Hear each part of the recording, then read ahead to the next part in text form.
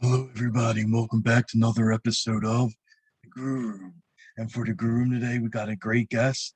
He is a pro wrestler, and he also is an impersonator of one of the all-time greats, my favorite wrestler of all time, Randy Macho Man Savage. Yeah. And I'm really looking forward to talking to him. It's going to be a very fun interview. He's going to be talking like Mach, and I'm really looking forward to this one. My name is Rocco Cross. I am the host of Stutters. I am the host of the Grue Room, and my interview with Motch O Mann is coming up next. All right, welcome to Grue, and thank you so much for taking time out and coming on the show. No problem, man. No problem. What's up, brother? Digging the shirt? Yeah. Thank you. I love the shirt. I love Mach. Oh, digging the background too, man. You're all about the thing right there. Yeah, digging it. Thank Better you. than my background. I no, I made my I got all arts and craftsy with mine. Oh, nice. You do your own stuff, like your arts and crafts and painting and all that? Well, what I did was I went to the dollar store and I bought a bunch of colorful things to put in the background because I'm not that what do you call it? Like savvy with the technology, you know what I mean? I'm sure there is a way to make a background on here, right? Oh yeah. Yeah, I'm not gonna try to do it now. I know I did it once by accident, so this is what I do now is I made sure that, well, wait, if I move this over a little bit, then I don't have a plain background. Get rid of that window. There we go. So you can see my purple shower curtain that I bought and I put in the background. That's great. It's great. I love it. Ghetto style. Right? Yeah. wanted to start out by asking you, like, you started out in this great sport as Vic Divine, right? I did his research. That's right. That's right. I started well, of course, I was a little wrestling fan at like 10 or 11 years old, of course, like everybody. And then I said, yep, that's it. That's what I'm going to do. And I was lucky enough that I met somebody that was in the business and they started training me. And so that was the name that I used for the majority of my time. I spent about 15 years in wrestling, and probably the most significant thing that I did was, going down OVW in Kentucky and training there. I was there for 2 years. I wasn't under contract. I was, paid my own way to get there, and I was working, regular jobs while training, while doing shows, putting up the ring, and hoping to get signed. Yeah. And didn't happen, but that's okay. Yeah, exactly. And like I was looking up, so like you wrestled a lot of like name guys like Punk and stuff, right? That's right. I had a title match, as a matter of fact. It was a title match, CM Punk versus Vic Divine, and I lost. So just think, though, yeah, I could have been OVW champion like that. You got lucky. That's true. That's true. And I think you can beat Punk. You're a lot bigger than Punk. Well, he's making a comeback, so maybe Vic Divine needs to make a comeback too. Yeah, you never know. The world's been waiting for a rematch. I'm sure he doesn't even remember working me. I remember one night on Raw, Punk act when Mach died, like Punk wore Randy's like trunks and boots.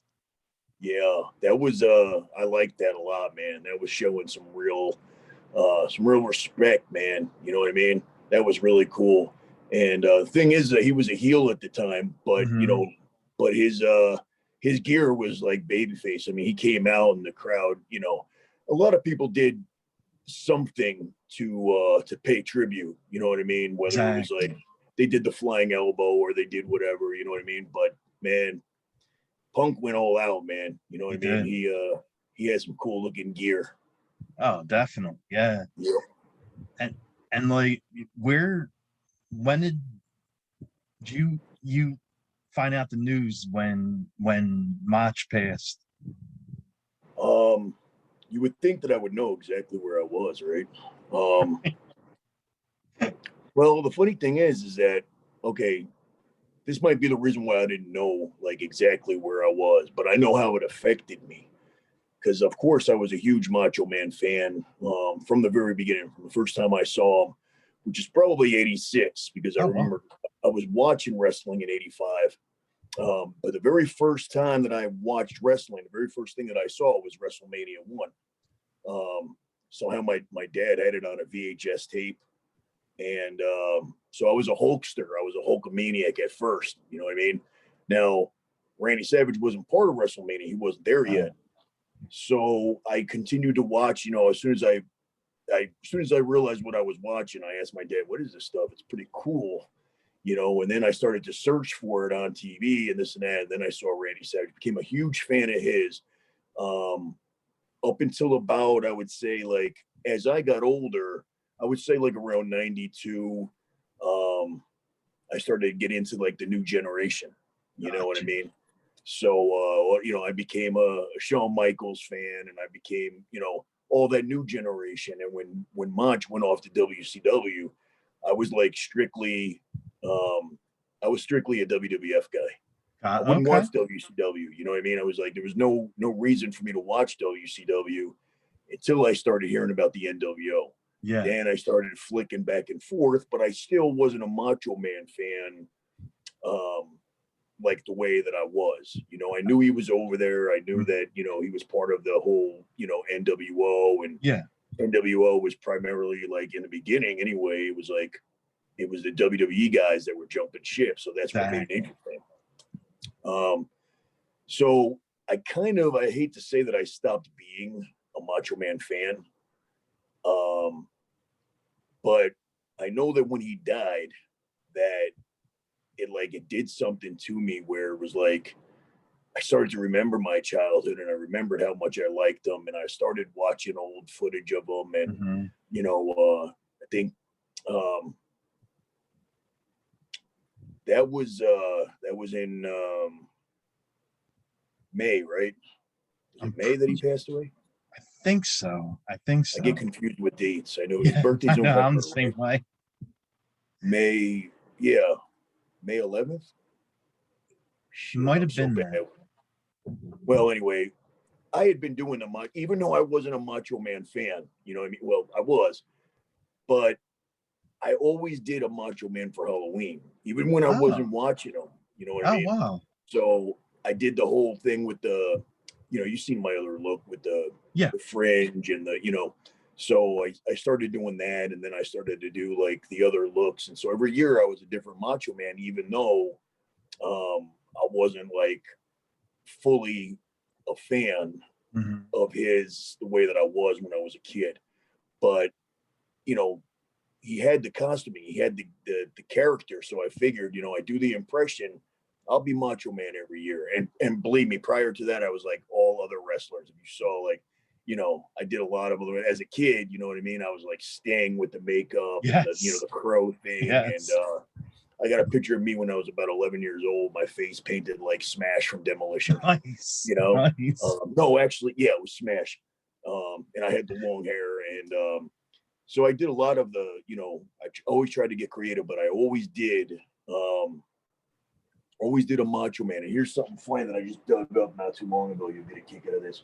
Now, this is during the time that I wasn't really even watching WCW, but this was in about 99. Okay. And I was still watching WWF, but I knew what Motch looked like. And I was like digging his new look in 99. So I figured I'm going to be Motch of, you know, 99 WCW, even though I never really watched it. I just seen clips of them. So this is what I put together. I don't know if you could see that. Yeah. Wow. So I saw him, and I had long hair at the time. I slicked it back, and Yeah. it's kind of like the look that I got going now, except this was in about 1999. Yeah. I haven't Wow. aged a bit. No, no, you haven't. So I wish I'd still had that shirt, and I had the leather pants and the whole gimmick going, man. It was like, all right, because that was a cool look, man. Yeah, it definitely was. I don't know what it was. It was something about, and I don't know if it was the timing of me getting like, me growing up, but I didn't like the, believe it or not, like the most famous look of his with the cowboy hat and the fringe. That's my Oh, least really? favorite. Get out. Yeah. Yeah. I like the old school one, like the one behind you. Yeah. I like the this one here. I got even the Macho King. Yeah, Um, the king was a good one. I think right after the Macho King, because he started wearing the cowboy hat and the fringe as Macho King. I know. So he just changed it up. But when he something was different about the character and everything when he got back with Elizabeth and he, they did the wedding and everything. And I just kind of like grew out of him, and I was more into like the Undertaker was there, and Yeah. he was like, him and Jake the Snake crashed the wedding, and Yes. oh man, good stuff, man. That was That's the amazing. good stuff, right? I'm like, yo, man, that's real. That's that damn snake is in the box.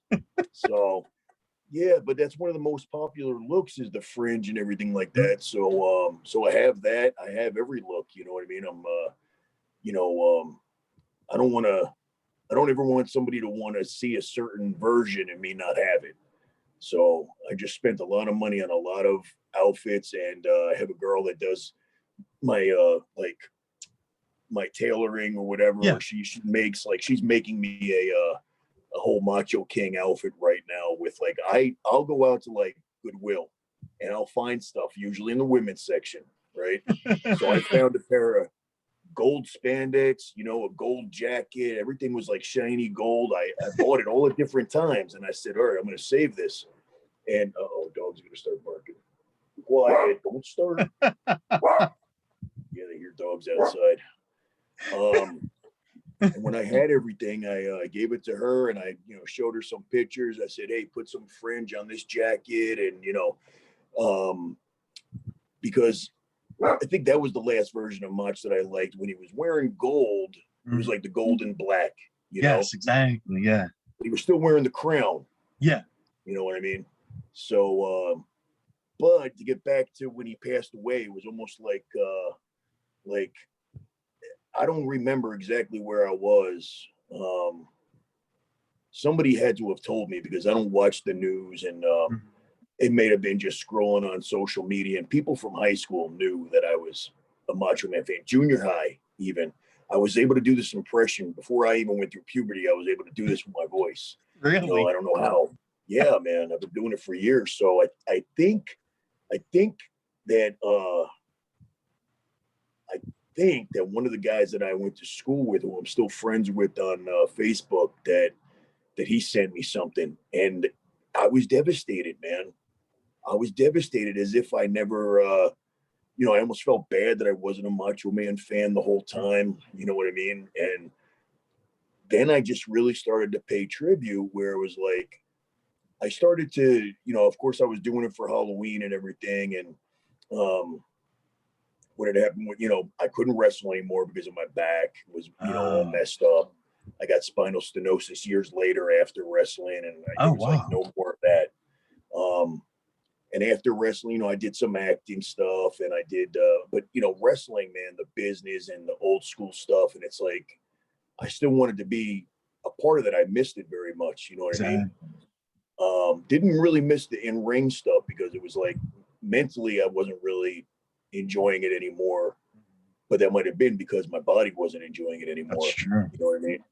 And I was kind of stuck, man. I'm like, now what am I going to do? That was my plan, was to be a wrestler, do that until I'm beat up and become an actor. So I did that. I moved when I left Ohio Valley Wrestling in Kentucky. I actually moved to Vegas, where I am now.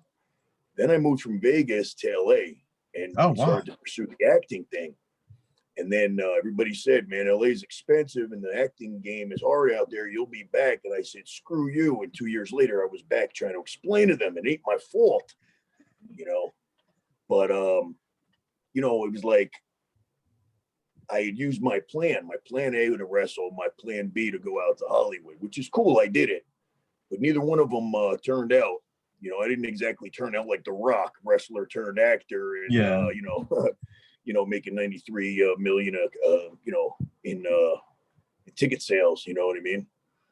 But it was hard, man. I'm like, what am I good at? What am I good at? You know, like all I've ever done is entertainment stuff. When I first moved here, I was working in the Tournament of Kings show out here, and I was like, I did that when I first moved out here, and then they took me back when I came back from LA. It was just luck that somebody had been leaving, and they were like, you know, and I asked for my spot back, and they said, your timing is perfect.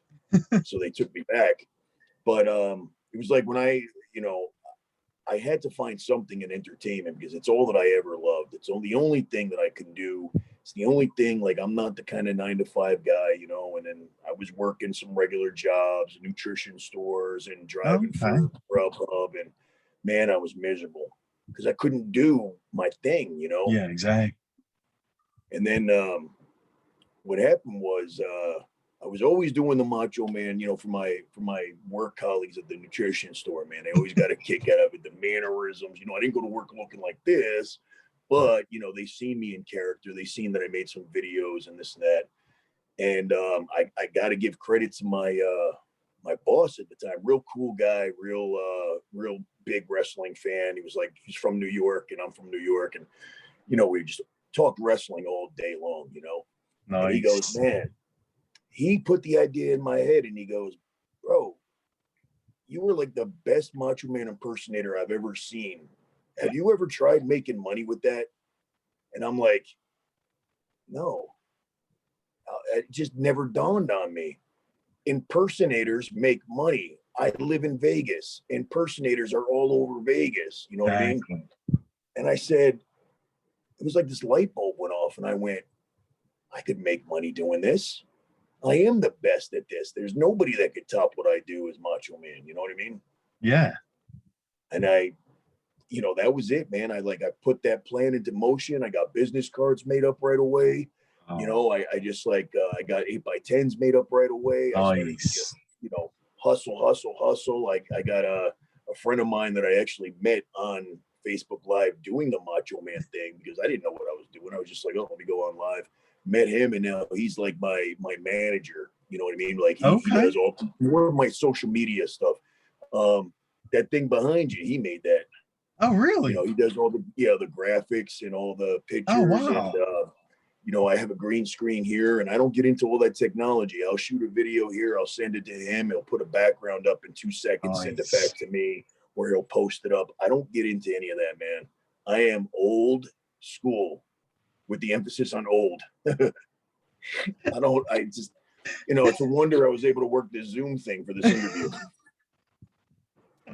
It's bad, man. It's bad. I still got a rotary phone.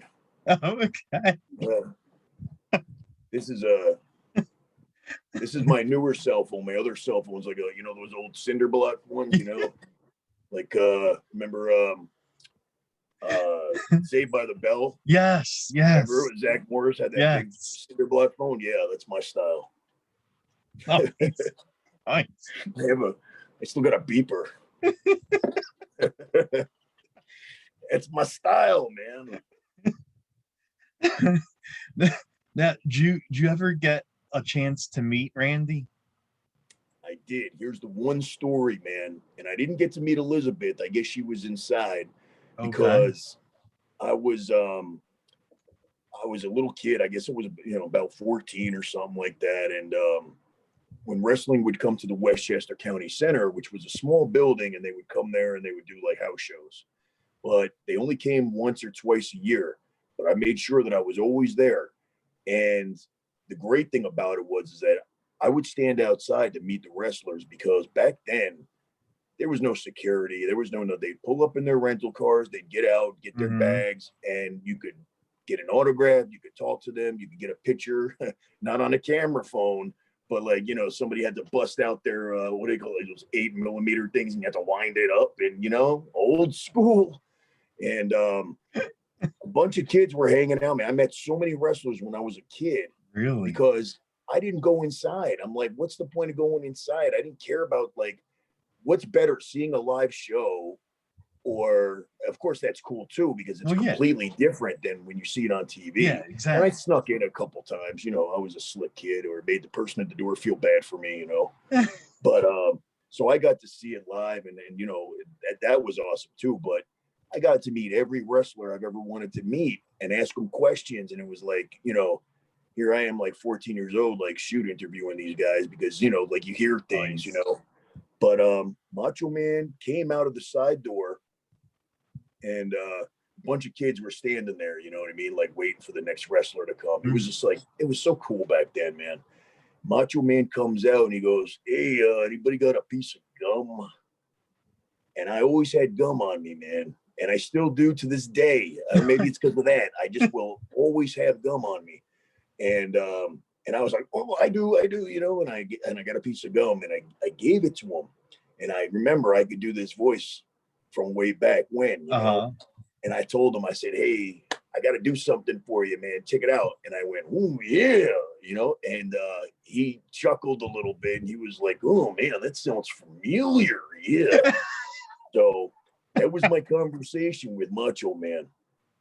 Oh, man, I love it.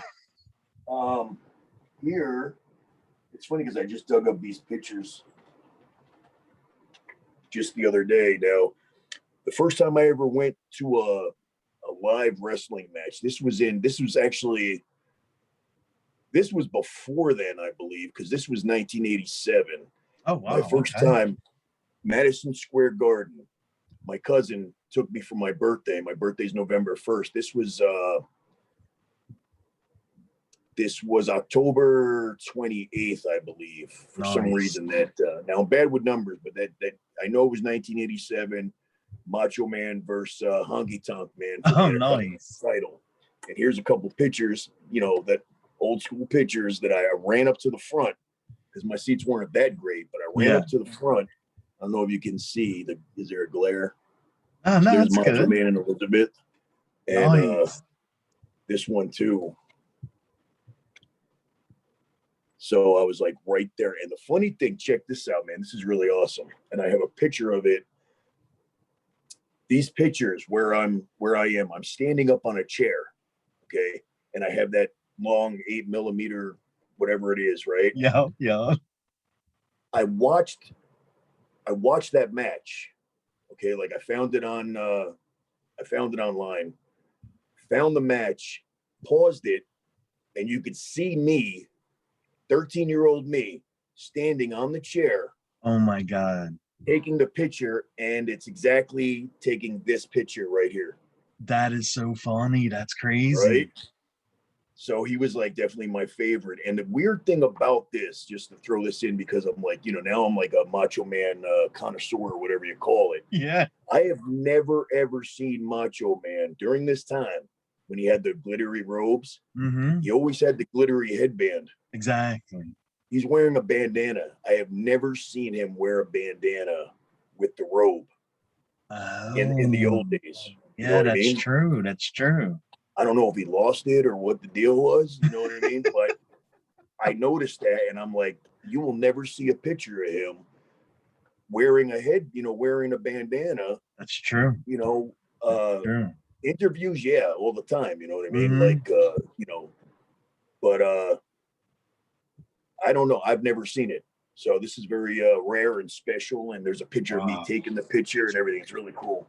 Wow. That is, wow. That's crazy. Like they actually filmed you taking the picture.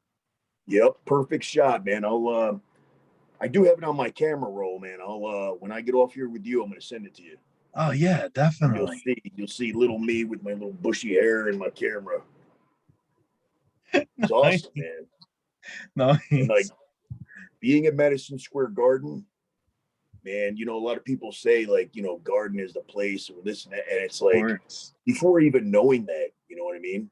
there was just such a feeling being there. You know what I mean? That it was like the only place I've ever seen wrestling was the county center, a very small building. Okay. And just like being at Madison Square Garden, that many people, and it was nothing fancy back then. You didn't have pyro and lights. Yeah, exactly. Man, there was such a vibe there, and like I already knew that I wanted to be a wrestler, way back before that. But being there and seeing Macho Man in the ring and getting those pictures, man, I was like, I'm getting goosebumps now. I got goose. I remember, man, I'm like, that is gonna be me, and I never got to wrestle at Madison Square Garden, but I did get to wrestle at the Westchester County Center. Okay. Which is like, and I wrestled Psycho Sid. Get out, really? Yep, and that was in '99. That was right before he went to WCW and teamed up with Motch. Wow. As part of the so it's just like timeline is like so weird, man. Wow, that's crazy. Yeah, because he was with Motch and Gorgeous George and Medusa, Molly Holly. Yep, Team Madness. And that was like, Madness. It was right. It was like, they got Sid like right. I think they were the first ones to get him for the show after his release with WWE or WWF. Oh, okay. And then it was like I swear, it's like I was just watching him on TV last week, and now here he is power bombing my ass. I wonder why I got a bad back, right? I got some, there's some video of that too, man. I have in a picture, and like my when I think back of my memories, being that I was a little kid and this is what I wanted to do, I could die tomorrow and be like, I'm not gonna have a whole lot of like, oh, I wish I would have done that, or you know what I mean? Mm-hmm. I kind of like I lived out what I wanted to, and I got more things checked off my bucket list than I have left to check off, and I think that's pretty cool. Oh wow, nice. Yeah, make it happen. And like, make it happen. What's your all-time favorite Randy Macho Man Savage match? I always get asked that, and there's one match that I absolutely cannot stand. The worst match ever. I can tell you that. This WrestleMania 3 match. I don't even remember who he was. No. Of course, that's one of my favorites. Yeah. But it was like, it's so hard to think of, like, because all of his matches were great. I know. I know. I really didn't like the matches with him and Ultimate Warrior, because like Ultimate Warrior was so difficult to have a good match with. He was. That it was almost like you could tell that Savage was like leading him. You know what I mean? Like, he definitely was, especially WrestleMania 7. Oh, I didn't like that match at all. It didn't make sense to me. Every time I watch it, I'm like, why did he do 10 elbows? And why did and then the end was like Ultimate Warrior like did the splash. Mm-hmm. And then I don't know. I can't even remember it, but it was like, I'm watching, every time I watch it, I go, something must have happened where the psychology went out the window and they just said, fuck it. Oh, can I say that? Yeah, you can. Oh man. I let that F-bomb slip out. All right. But yeah, I've seen a lot of matches with Ricky the Dragon Steamboat way before WrestleMania. Yeah. You know what I mean? Those guys just gelled together. Oh, and, I know. Seen some rare stuff. Like they never did a huge feud, you know what I mean? But two of my favorite, Bret Hart is, unbelievable in the ring. Oh yeah. And him and Macho Man had some matches that never really was like a steady thing that they did, but it would have been great. Oh, it definitely would have. There's an old match with Macho Man versus Dynamite Kid. Yes. So you could only imagine. Yes. Shawn Michaels, right before there was like the new generation when Savage was on his way out. Mm-hmm. They didn't do the big, WrestleMania thing like Savage wanted to. I know. He wanted it, but I'll tell you what, man, they had a match in Sheffield, England in '92. And it was unbelievable, man. Yeah, that was You a great know, match. Macho Man adapts, like he did things in that match that you don't normally see him doing, because he was like, okay, this is what Shawn Michaels does. I'm gonna do things like that. He could adapt, man. Like, Oh, I know. I mean, he worked Yokozuna and slowed it down and made it look awesome. Yeah, exactly. That's a great worker. I, I mean, that match he had on Raw with him was a really good match, and of course, Crush interfered and cost him the title. But Right, you know the match I'm talking about exactly. Right, and him and Crush were like buddies, man. Yeah, Those two were real close, man. mm-hmm. You know, it's such a shame how many guys are gone. You Oh, know, I know exactly. but you know they're all in heaven together now. You know what I mean? They're all.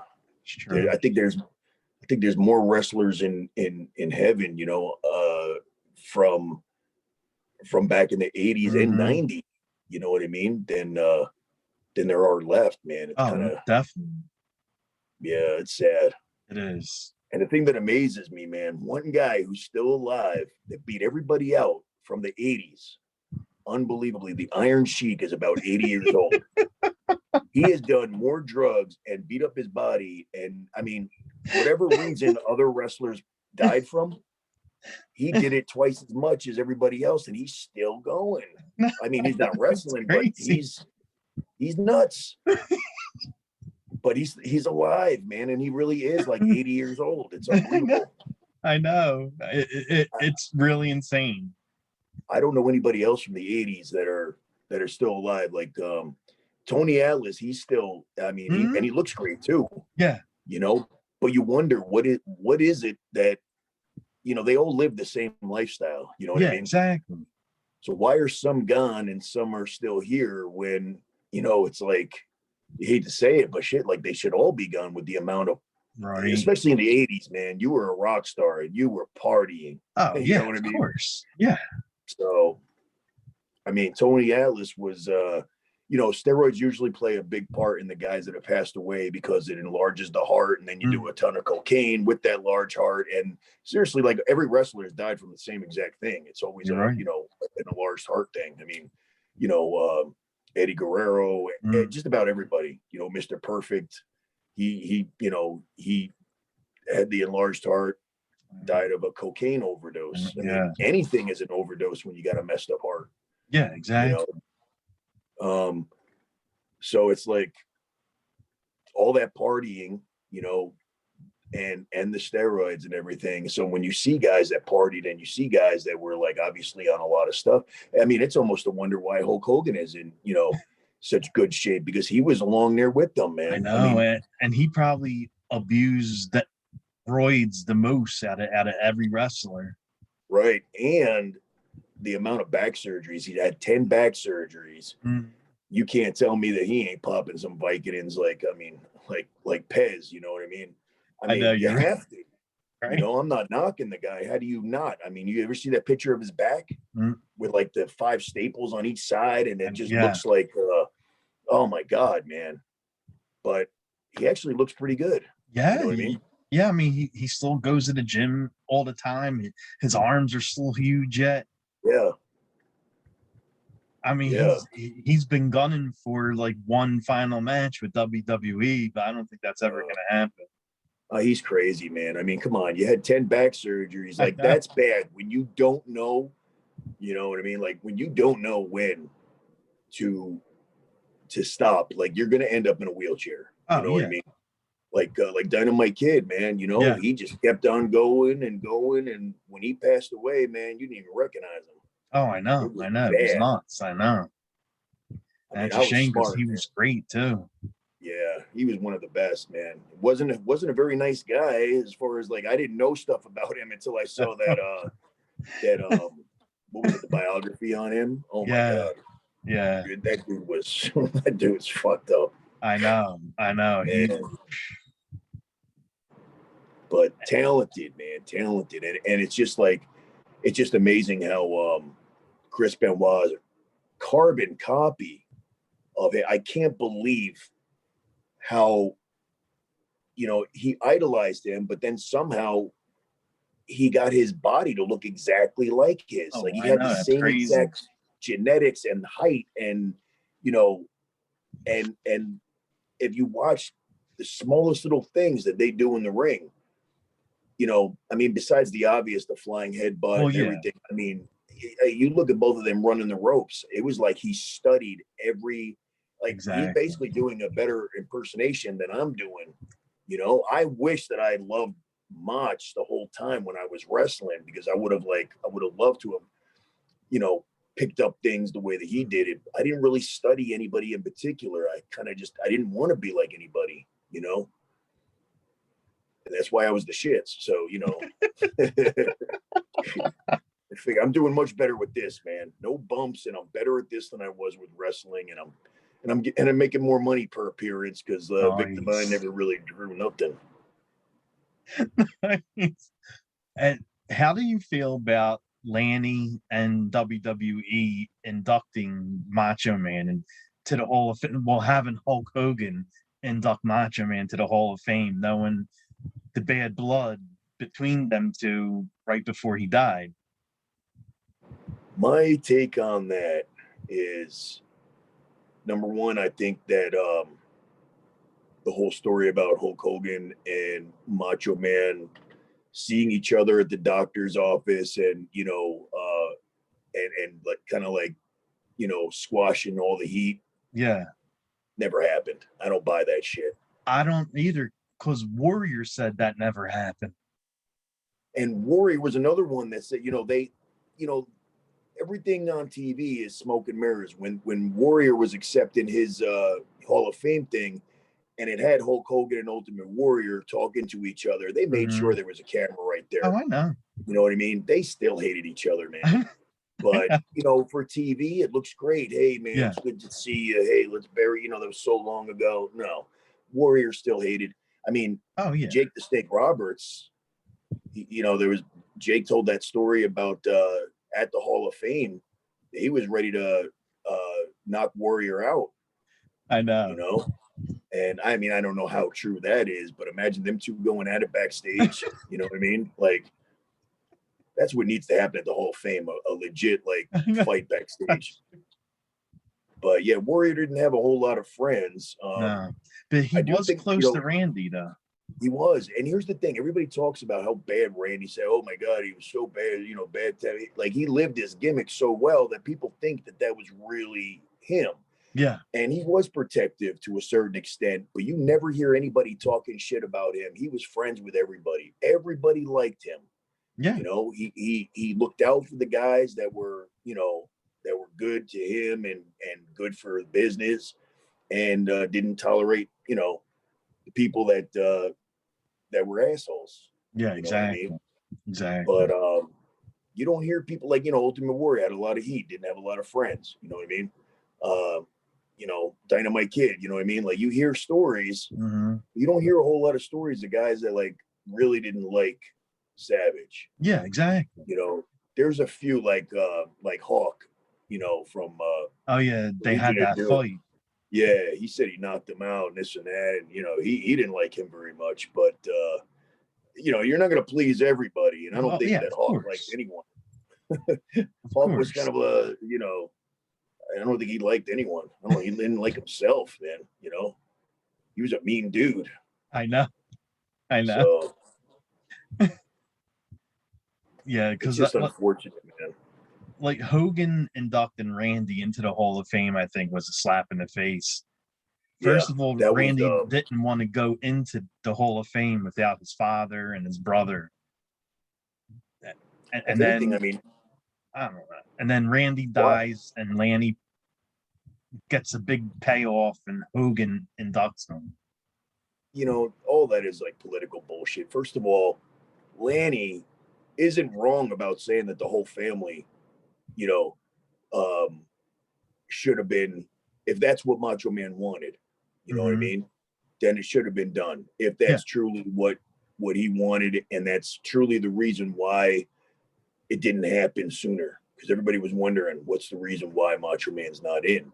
And but somebody else should have inducted him.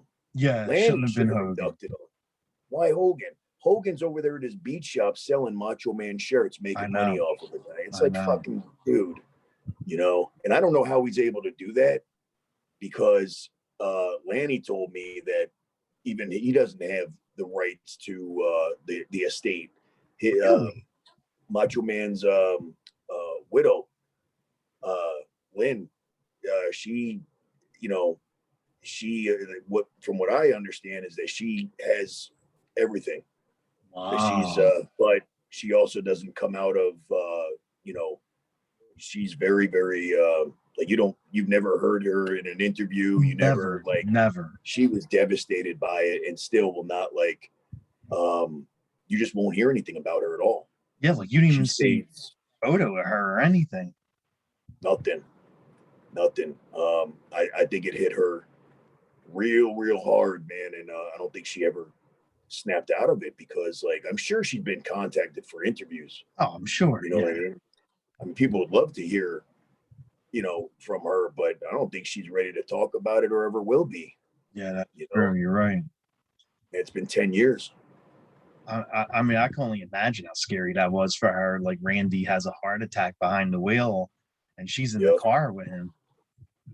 Yeah, she actually saved both of them. She's a hero, man. She grabbed the steering wheel and led it towards the tree instead of hitting I think there was a bus and a motorcycle that were coming right near. So, you know, that, you know, the motorcycle, you know, he would have been squashed. And then if there was an accident with the bus, a bunch of kids would have got hurt. So it all really happened the best way it could have. You know what I mean? Yeah.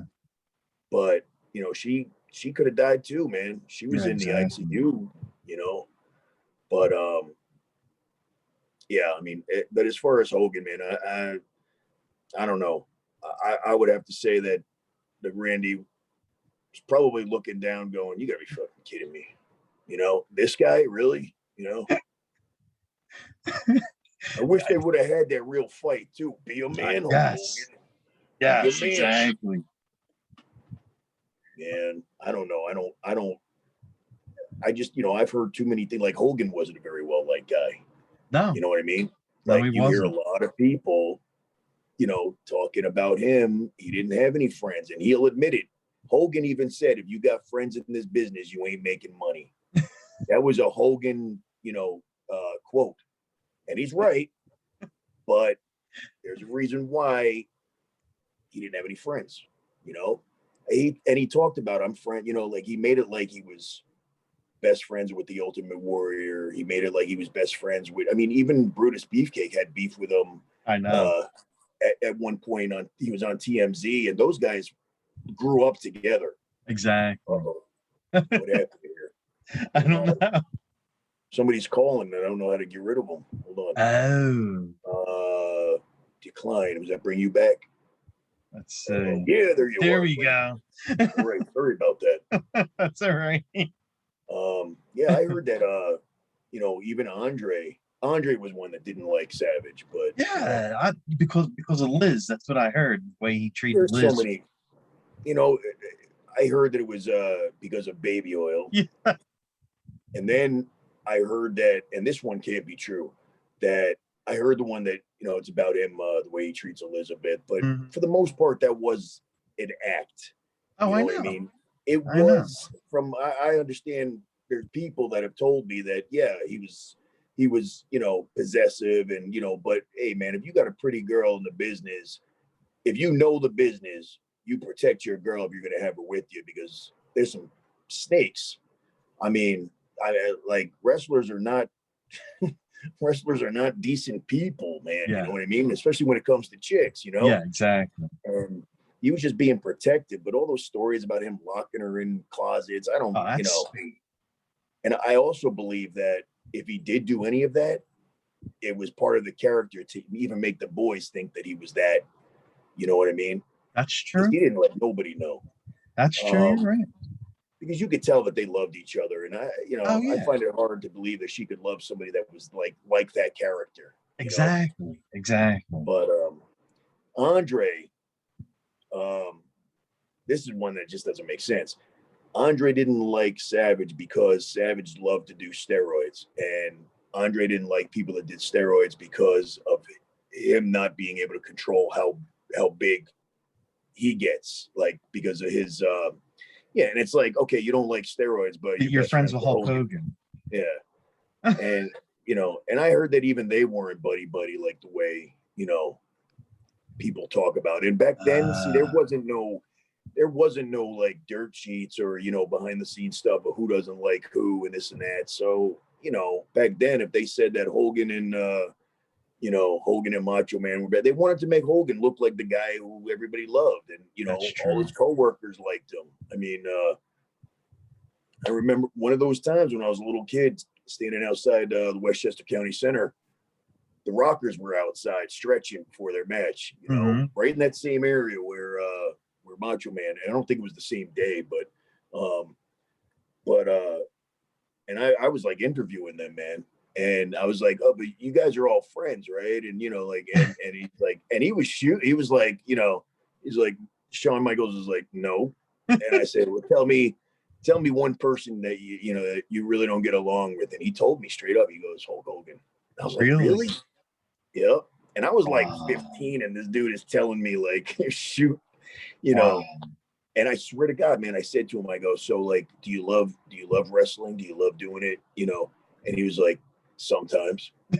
He was just answering me so honestly, like, who cares if this is a kid? Like he wasn't kayfabing, man. Yeah. And I go, so like, what is it that you love about it so much? And I swear to you, man, this is a conversation that I had with him as a kid. He goes, the money and the girls. Oh my God, are you serious? I mean, I know he loved wrestling, but when he made it to the big time, he was still probably fairly new there because he was still with the Rockers, Oh yeah, exactly. But he proved that he liked the chicks, and he liked the money, and he liked what the money could buy him, But yeah, man, I've had some conversation. I asked Brutus Beefcake. I said, "Are you and Hulk Hogan brothers?" Because that's what you used to hear. I know. That was a rumor, yeah. And that dickhead says, "Well, we ain't sisters." I was like, "All right, Dick." So yeah, and I got the worst memory in the world, man. But I remember these moments. That Monday Night Raw remember when Bobby Heenan got kicked out of the building by Gorilla Monsoon? Yes. That was the Westchester County Center. Oh, okay. They actually started in the beginning when Raw was doing small buildings at first. You know what I mean? And they did start doing Raw at Westchester County Center, where they only used to do house shows. Okay. And it's just cool that moment. And I don't know if I was there or not, but I know I have it on a DVD. And when I watch it, it says White Plains. There was a few that I have. There was a Bret Hart and Owen Hart match. Nice. Bret versus Owen. And it says White Plains, Westchester County Center. And I'm like, that is just so cool that like, that's where I used to hang out and meet these guys, Yeah. And, but I was, that big moment, that was like Bobby Heenan's, when he was pretty much going off to WCW, he got carted out of there, and, they threw him out the side door, which right where they kicked him out is where a lot of the wrestlers I met, right there in those side doors where he got kicked out. So it's like that building has so much significant. I graduated high school in that building. Wow. My high school graduation was at the Westchester County Center. So here I am, right in the Westchester County Center, where I used to, go watch wrestling, where I met Randy Savage, walking across the stage to what song? His patented theme song. Yes. You know how bad I just wanted to go, yeah, doing the graduation thing. That would be awesome. Like take the robe, you're wearing a robe, right? Mm-hmm. Have a bandana on underneath the cap, right? Yep. And the inside of the robe, have it all like glittered out, you know what I mean? So you're up on stage and you just open up the robe and you start that would be awesome. I think I'm gonna go to a high school graduation and just jump on stage and run so the police don't catch me.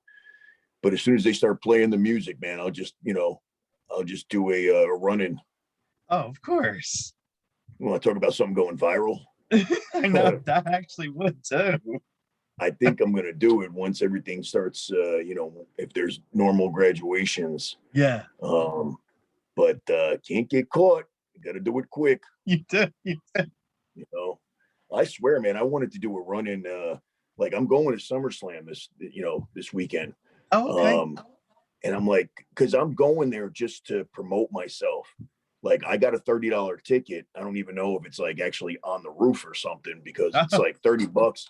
And that place is big from what I understand. Yeah, it's huge. But I'm gonna work the parking lot. I'm gonna work the concession stands. Nice. And I probably won't even watch the show. I'm just gonna hang out long enough to, I'm gonna be handing out my business cards, man. I'm gonna be in full gimmick. Okay. But I was thinking, man, a huge event like that, if I was able to hop the wall and run into the ring dressed in full gimmick, I'd get my ass kicked and I'd get arrested, but I'd be famous the rest of my life. I bet you the guys in the that's ring, a good point. They wouldn't even know what the hell's happening because they would get so freaked out. Imagine like in the full get up, and they would probably stop and think like that they're tripping on something. What the fuck is going on? Yes. And then I'd get my ass kicked. And I don't know what the penalty is for that. I don't know, if WWE presses charges, how bad. Yeah. But I don't want to find out. Yeah. Get in trouble. But how awesome would that be? I'd be famous. Imagine that. Like, I know. You're right about that. Shit, man. It would be like I'd steal the whole SummerSlam show. They'd be like, "Hey, did you see the main event? Yeah, but did you see that Macho Man guy? Like, right? Right. Imagine if I could get up to the top rope, and drop an elbow. I know. Well, you never know, man. You never know what's on my bucket list, brother. The one thing I loved about Randy, like, he did have his theme song that everyone knew, but then he had the NWO where you hear his "Ooh Yeah" and the Wolfpack theme, and then him and Gorgeous George with that heavy metal song he came out to. That was a great song. Yeah. The only thing that I didn't like, the only one that I didn't like, man, again, WCW, when they took his Pomp and Circumstance, but they redid it like it wasn't like the normal, like his was the real deal classical, they remade it where it was like they did something, there was a guitar in the beginning. Yeah, exactly. Like, oh, it just sounded so like cartoony, you know what I mean? I really didn't like it. And I didn't like his debut in WCW. They brought him out on like, what was it, like one of their B shows? Saturday night, I think it was. Yeah. Like, bring this guy in on a pay-per-view. I know. Man. Well, what the hell? That was to hype it up because they didn't know whether he was going to come in to shake Hulk Hogan's hand or slap him in the face. Right. You're right. I remember that's what he said. But still, it's like, I mean, pick a better, that building just looks so small that because that's when WCW wasn't doing big things, you know what I mean? And It was like, I felt like he came out during a house show, here's this main event guy, and it's like they bring him out, and the crowd was kind of like, Yeah, you're right about that. You're right. It's WCW. That's why I didn't watch it. They just, it never got good until the NWO thing. But then the NWO thing is kind of like what killed WCW also, man. It started getting really bad once, they started bringing everybody in, and then they split it up where it was red and white and Wolfpack, and then, then the dumb shit with David Arquette and, oh my God, and the Shockmaster and all, like they just RoboCop, and, it was like, how could something so good, this NWO thing was so genius, how could something so good turn into, like, you have to believe that rumor that Vince Russo might have, come in to ruin the company, because because he was the guy in charge when it happened. Right. Yeah. I mean, but whose idea was he there? I'm losing my Motch. Think that's easy to do for a long period of time. I start talking like that for real. I'll wake up tomorrow and I'll be like, I'll talk to my dogs, you know what I mean? I'll be like, hey, oh, I guess I'm Motch today without trying. But who was doing the writing when the NWO started? You know what I mean? Like, whose idea was it? Was it? I mean, was it Bischoff? I don't know. It might have been. It might have been because that was just genius. I mean, that whole thing with, you know, Kevin Nash and Scott all coming in first. And I don't know, when I saw that, because I heard about it and then I had to watch it, and I'm like, yo, that's Razor Ramon, and he's really over here, and he's really like he crossed the border, you know? Yes, exactly. That was so cool. And then the next week, you know, Diesel. Kevin Nash comes, and it's like, whoa. But then something so genius got so out of control, and it was like the thing that made WCW was almost like the thing that like killed it. You know, it just got so oversaturated. Like everybody was a part of that. Oh, I know.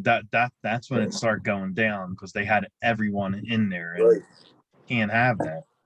If they would have just had it like just ex WWE guys, and that was the NWO one by one every week, because that's what was happening. They were all coming over one by one. They would have kept the NWO like all WWE guys coming in and trying to take over. That would have been awesome. But it didn't go that way. And that's one of my like best feuds was Macho and Diamond Dallas Page during the NWO days. Right. I mean, that was, man, what a feud that was. Like, that feud lasted like over a year. Mm-hmm.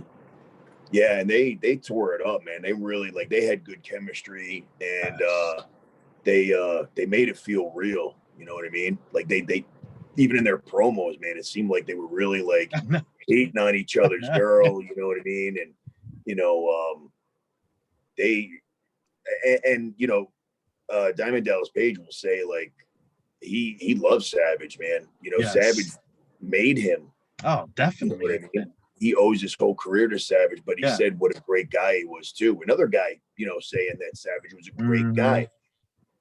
I don't think Savage wanted a lot of people to know, because he was so protective of his character. Sometimes he had to be a dick backstage so that people aren't saying, "Oh yeah, he's not really like that." Yeah.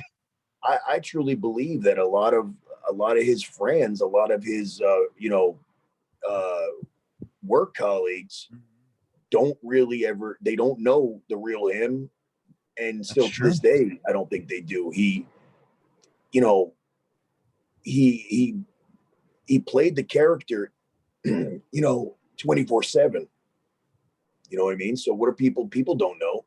I know. But you know, after you gotta say like, okay, yeah, he was like, he's got a temper, and he's this and he's that, and he's, you know, protective over her. Well, this is also the same guy who like gives to charities, loves kids. Right. You know what I mean? How bad of a guy can he really be? Exactly. You know?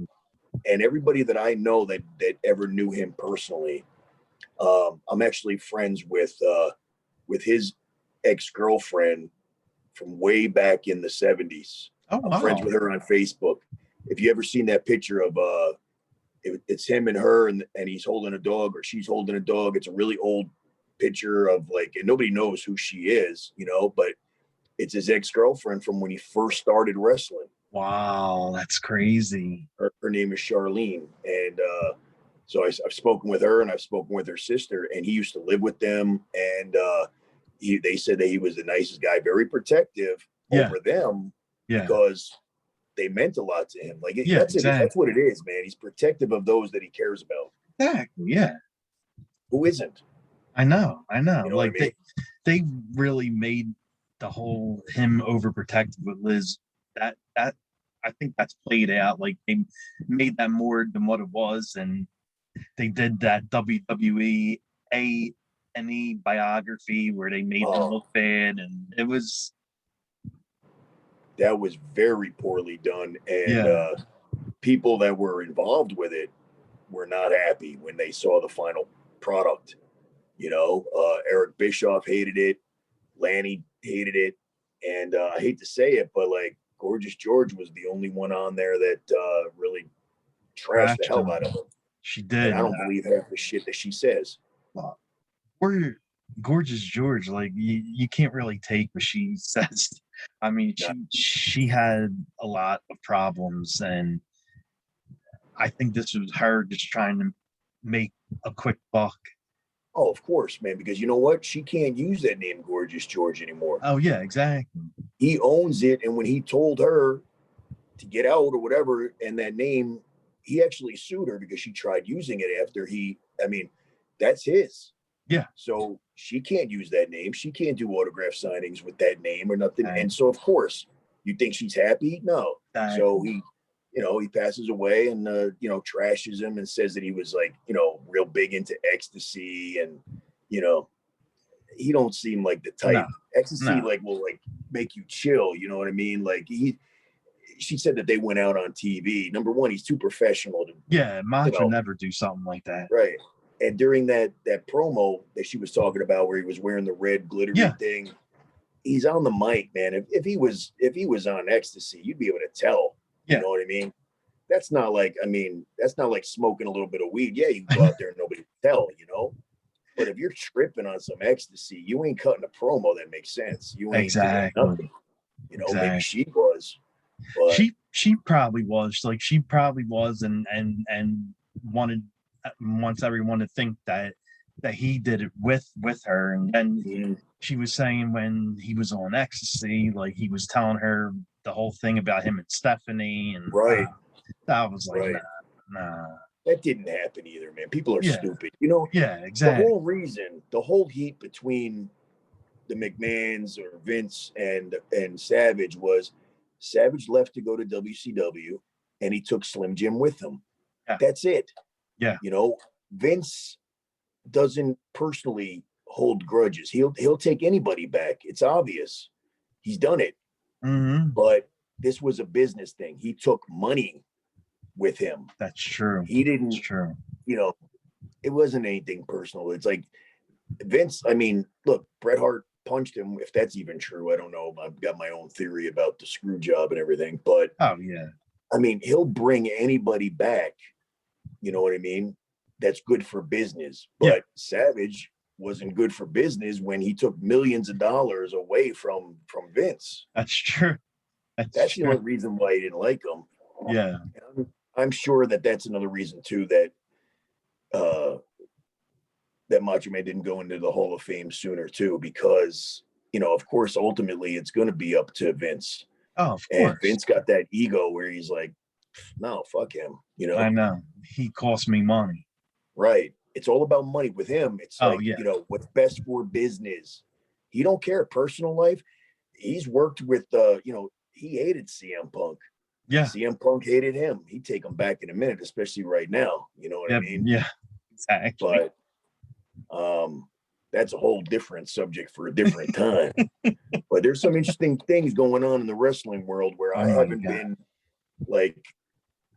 been interested in wrestling. I haven't watched Raw. I haven't watched NXT. I'm just not into it at all anymore. Yeah. It's a different, but hearing what's going on within the business, like I still don't have an interest in really watching any in particular, but I am very interested in seeing CM Punk come back. AEW, yeah.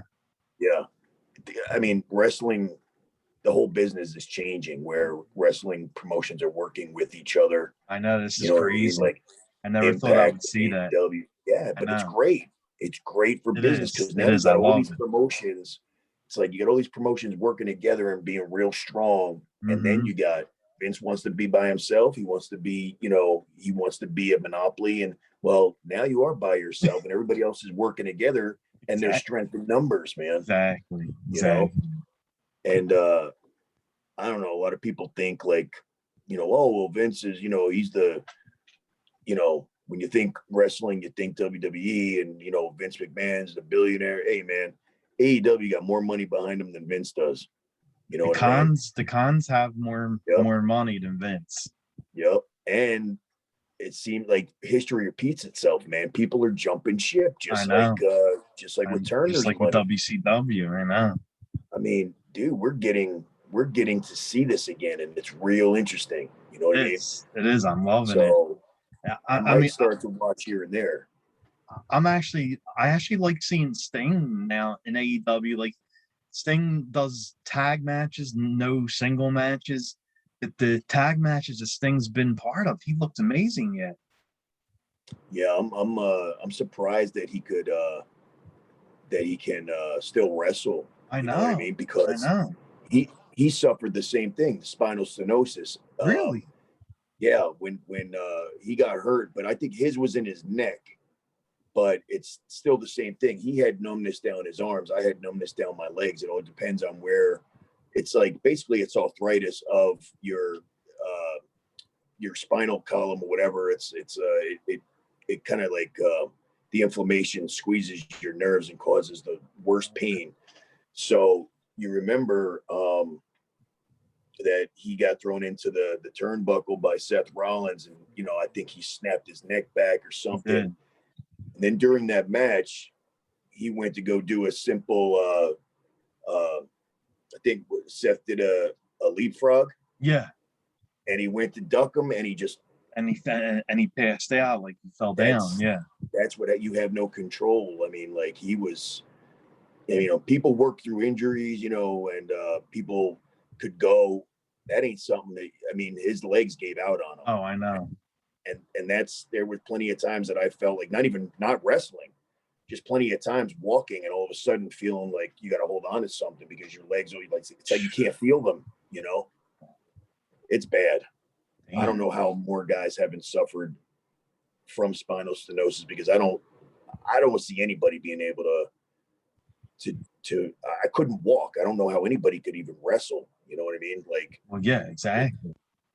Or be, in and out of rental cars and on and off of planes. And like, it just, if anybody could survive that type of injury and still keep going, they're either invincible or they're on some really good drugs.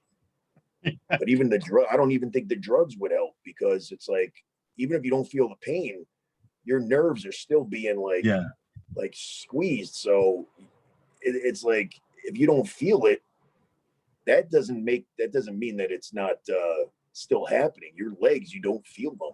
How are you going to run the ropes without feeling your legs? Oh, I know. Man? You will, like the way the Sting just kind of like went straight down on his, like he just went and face planted, man. And that shit was real. Scary. Yeah. Yeah. Like, you never seen anybody drop like that in the middle of a fast moving, and all he did was, it was this, it was that running and then bending like that. And I mean, he must have just got a shot of pain so bad. And, oh God. So for him to be able to do even a tag match, I hope he doesn't, mess it up worse. Yeah, I know. That's what I was thinking too. Yeah. Yeah. But it's cool seeing all those guys, man, like Jake the Snake Roberts. I know. Like that's, back in the day, remember they would, in the 80s, man, they would have managers, and and Vince got away from that.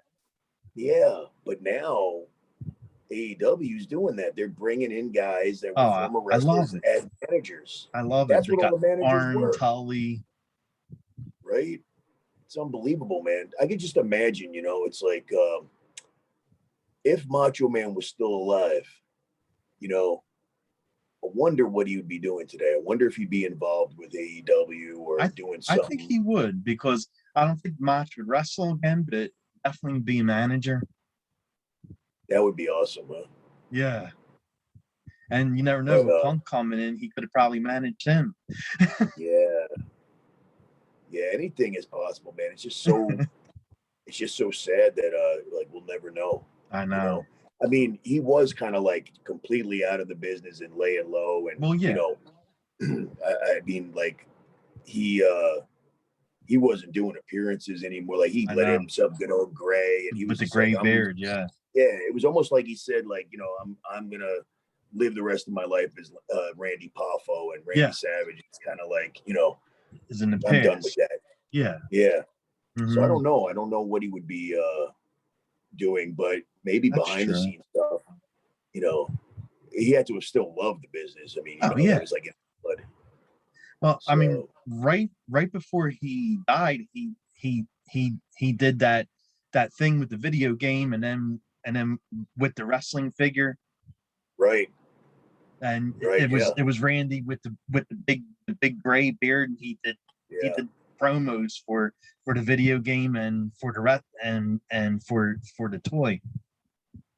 I remember seeing that and being really shocked that, like, Yeah, oh my god, So there can't be any heat. I mean, that was before I mean, there was all those rumors about him, and so that there's proof right there that yeah. there was no Stephanie shit, whatever like Well, that. yeah, I was exactly. like, I saw him, and I'm like, is that really him? Because like, you Yeah, know, I know, with the gray beard. Yeah, he still looked cool as shit though. You know what I yeah. mean? He looked like a badass biker guy. It's like when I get old, my beard is actually very much gray like that right now. I Oh, just okay. dyed it the other day. I just dyed it for this and for all the things I got this weekend. Yeah, That's why yeah, exactly. so I mean, I have pictures of me too as that much, and I just kind Nice. of like filled it in a little bit with some makeup to make it look whiter and thicker. Oh, okay, But okay. if I showed you some of these things, man, you'd freak out, man. It's like it's just.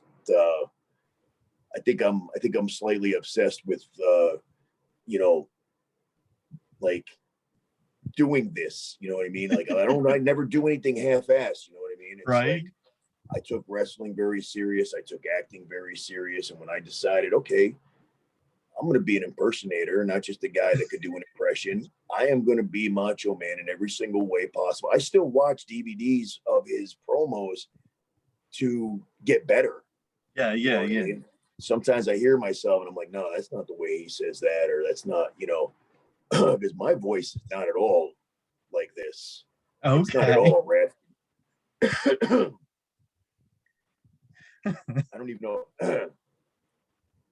So this is what my voice sounds like. Now it's a little bit raspy, Oh, but well, yeah, because you were doing Randy for all that yeah, time.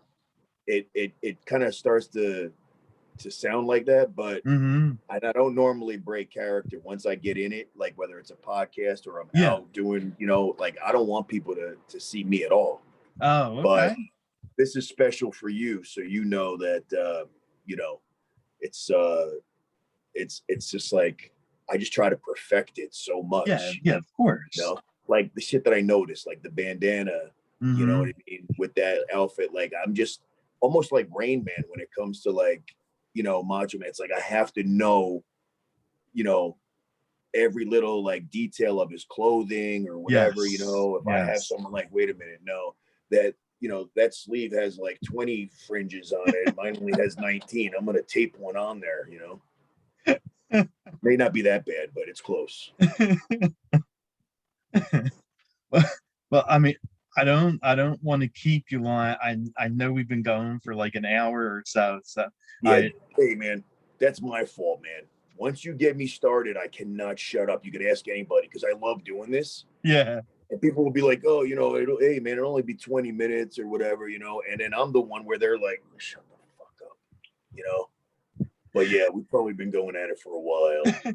No, it was fun though. I loved it. I just don't want to keep you any longer than you have to. Just want to end it with asking one final question. And I see you got a lot of appearances coming up as Mach, and you're Right. doing Mega Powers 2.0. Yeah, that was like that was well, Randy Hogan, he's been doing appearances and stuff like that. I never knew him. I knew of him. Yeah, And Eric Sims, he's from you know who Eric yeah, Sims is, yeah, right? He's definitely. from, the New York area, and he manages everybody for I appearances. know he And does. I reached out to him, and said, hey, would you have any interest in, the greatest Macho Man impersonator? He's like, oh, maybe somewhere down the line. He kind of was like, didn't seem that interested. And Uh, then he got the idea. It was his idea because he all of a sudden was like, I think he had Randy um, booked for a couple of things in really? October. Yeah. And then he called me up and he was just like, I got this idea, this Mega Powers 2.0. And, Nice. would you come to, I want you for October 1st or the 3rd, New York, New Jersey, Pennsylvania to do this.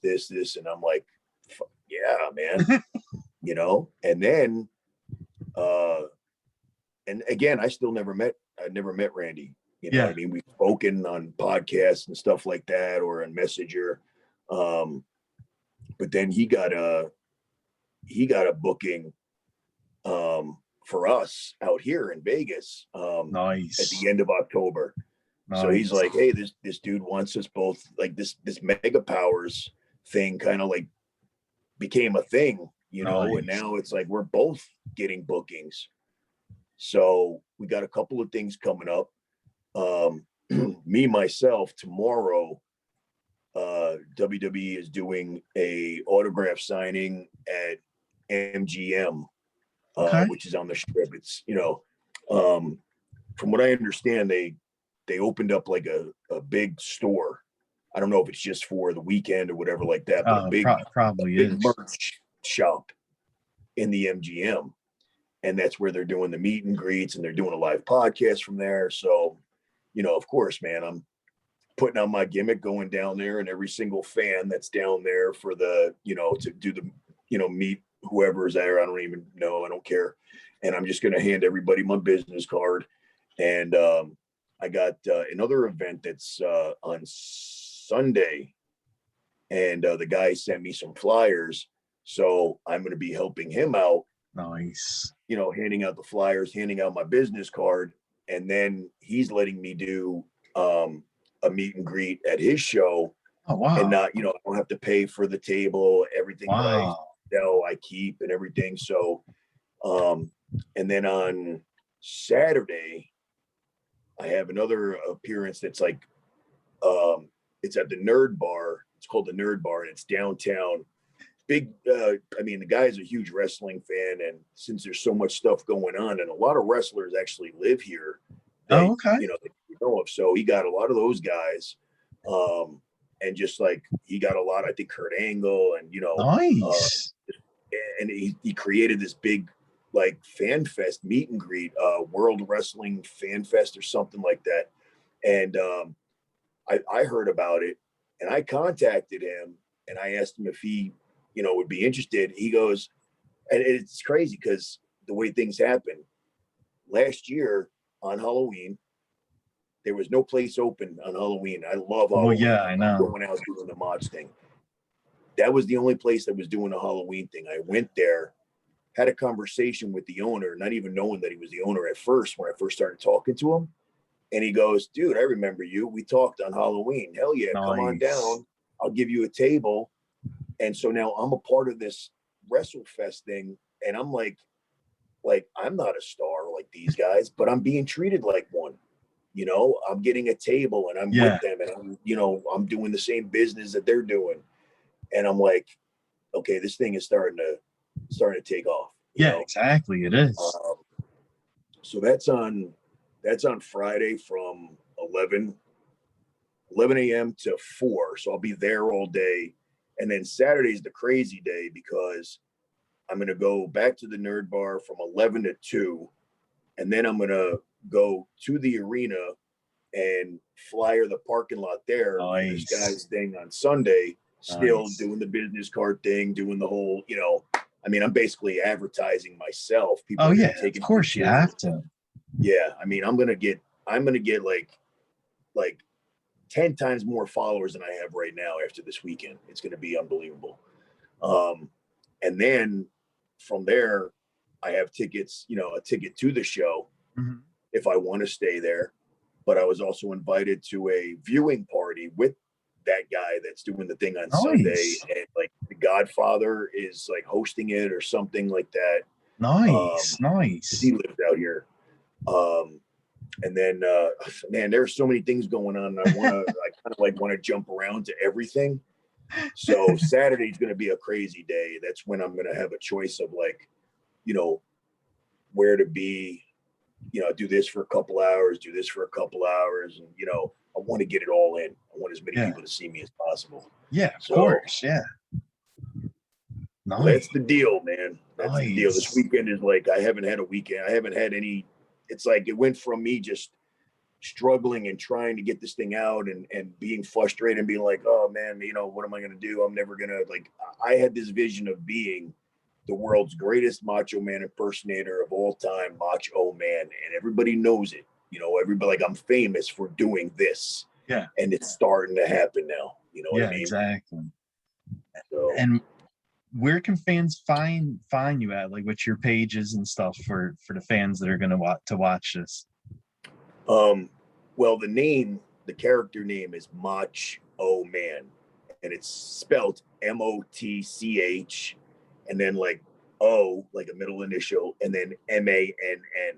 Pretty sure if they just Googled that, they could find all my social media, because my Instagram is Motch O Gram. Yeah. My Twitter is Macho Tweet. Nice. You know, my YouTube is Macho Tube. So nice. basically all of my social media, and that's my guy that did all that. You know, he's very smart. And now it's easy to find, because really all you got to do is put in the name. And exactly. Pretty much, you know, everything will pop up, the videos and pictures and social media, and, you know, so it won't be hard to find me, that's for sure. And it ain't going to be hard to find me this weekend, because I think I'm going to stand out just a little bit from the rest. I think you are. Yeah. Love it. Well, Motch, I want to thank you for coming on the show and for taking time out of your day. And I wish you amazing luck this weekend on getting Macho on the television screen and the bars and everything. Yes, sir, man. And anytime you want to bring me back, you know, after this, I'm going to be a big star. So you might want to book me. Yeah. Book me in advance, because I'm a busy guy. Exactly. I would love to have you back. That definitely for sure. Yeah, just let me know, man. I'm ready. Okay. Sweet. Thank you. Thank you, brother. Sorry for keeping you so long. No. This is great. Like, Randy is my all-time favorite. So this is amazing. I told you were going to be entertained, if nothing else. Exactly. Right? So next time you have me on, I'll be a different version of Motch, man. You never know what you're going to get, but I can tell you, whatever it is that you, even if you picked one that you wanted, I'll do it. Oh, sweet. But I have them all, man. I have them all, except for Bonesaw McGraw. That one I don't have, and I don't know if I can ever pull that off without getting really big. That's true. The other ones I could pull off, you know, a jacket on, and I look, you know, I mean, I work out, I'm built, but I ain't no Bonesaw McGraw built.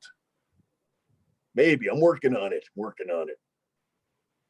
So we'll see. Okay, definitely. Yeah, man. I'll talk to you real soon. Definitely, buddy. Thanks again. All right. Dig it, brother. Dig it.